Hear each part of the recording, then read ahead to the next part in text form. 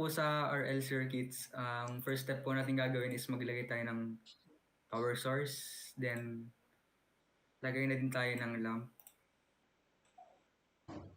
Then, tsaka yung inductor. Saan ito? Tayo lang natin yan. Then, next step is pagkabit-kabitin na lang natin.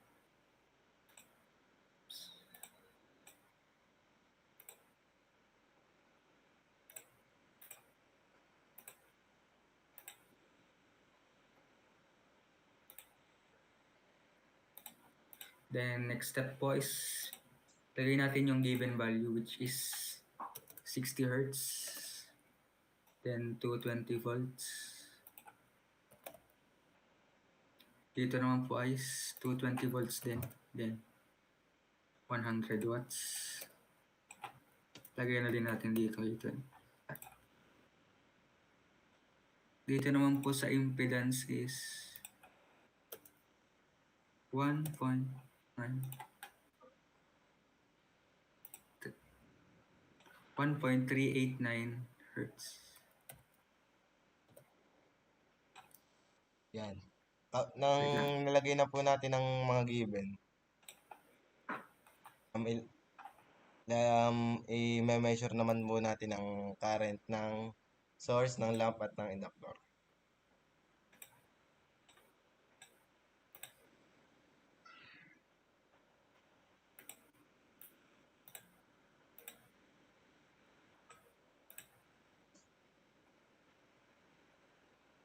Then, i-run na lang po natin para makita natin yung value.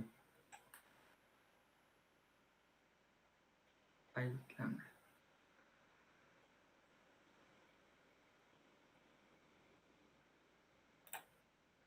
Yan. Ang nakuha po natin value magkakaparehas po, which is 90.744 milliampere. Magkakaparehas po sila dahil nasa series po, which is lahat ng current po is the same lang. Then next step Next po naman, natin is voltage. Kukunin po namin natin ang voltage. Ang kukunin po natin is yung tatlo din. Ng source, ng lamp, at ng inductor.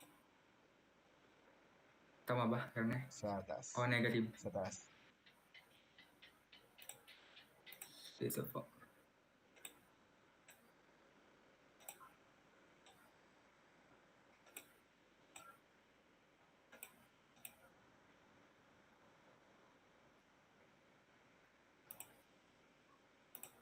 Wag mo copy yun. Bakit? Doon mo pindutin sa baba. Okay na yan? Yan, okay na. Sige. Start po natin. Hindi nakatusok. Hindi nakatusok. Wait lang. Ayasin natin.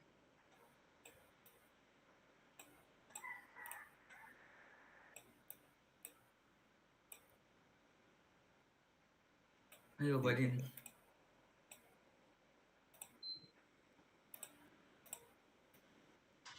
Yan.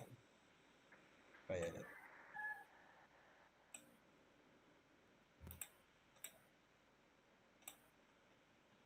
Yun, gawa na siya. Okay na. So, ito po yung nakuha namin value. Sa power source naman po is V1 equals 198.54 volts.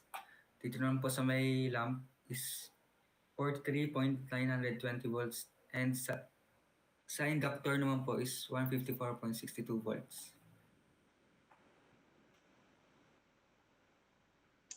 Unlike po sa nakuha natin sa current na magkakaparehas, sa volts po is hindi po siya magkakaparehas. Yun lang po. Okay na yun.